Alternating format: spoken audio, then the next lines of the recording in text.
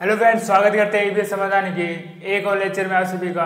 और जो हमारे चल रहा था सेमेस्टर फर्स्ट सेमेस्टर की बात करेंगे पेपर सेकंड, और पेपर सेकंड की अंतिम यूनिट नंबर 5 की बात करने वाले हैं। इस यूनिट के तहत हम इनको दो भागों में विभाजित करके पढ़ते हैं।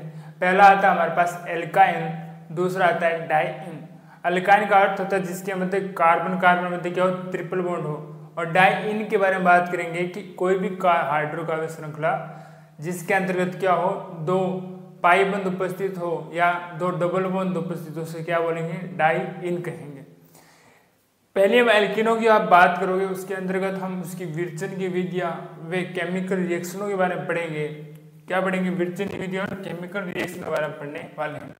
देखिए, इसके अंतर्गत हमारा पहला ही टॉपिक आता है सी कैल्शियम डाइकार्बाइड से हम क्या बनाएंगे, एस्ट्राइन या तथा उच्च एल्काइन में परिवर्तन करेंगे। टेट्रा हैलाइडों का विहैलोजनीकरण करेंगे तथा समवर्ती हैलाइडों का हम क्या करेंगे, विहाइड्रो हैलोजनीकरण करते हैं।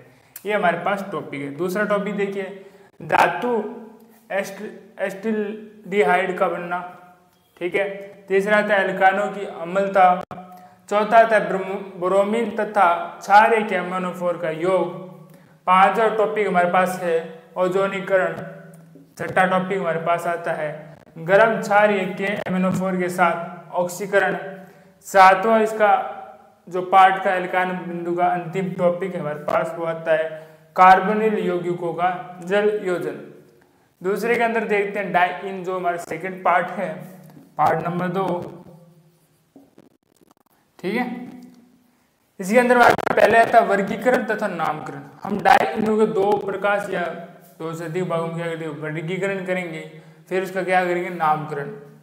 सेकंड टॉपिक आता है सहयुग्म तथा संचयी डाइइन के बारे में पढ़ेंगे। तीसरा है हमारे पास एलीन की संरचना के बारे में पढ़ने वाले हैं। चौथा टॉपिक है हमारे पास ब्यूटाडाइन की संरचना, देखेंगे किस प्रकार से होता है ब्यूटाडाइन की संरचना। पांचवा हमारे पास है बहुलीकरण। छठा टॉपिक आता है रासायनिक अभिक्रिया। 1 व 2 और 1 और 4 के योग का देखेंगे। अंतिम और आखिरी टॉपिक है इस यूनिट का और इस सेमेस्टर और इस पेपर के अंतिम टॉपिक हमारे पास आता है डिल्स एल्डर की अभिक्रिया। तो इस प्रकार से यूनिट नंबर 5 के हमारे पास बिंदु रहने वाले हैं। जिस प्रकार से हमने यूनिट 1 से लेकर 4 तक को अच्छे से समझते और एक एक बिंदु को कवर करते हुए अच्छे से पढ़ा, उसी प्रकार से यूनिट नंबर 5 को भी पढ़ेंगे। तो आशा करेंगे आप लगातार रिवीजन करते रहे होंगे, लगातार पढ़ रहे होंगे, ताकि जब एग्ज़ाम आपके पास आए, एग्ज़ाम के समय आपको सारा कॉन्सेप्ट क्लियर हो।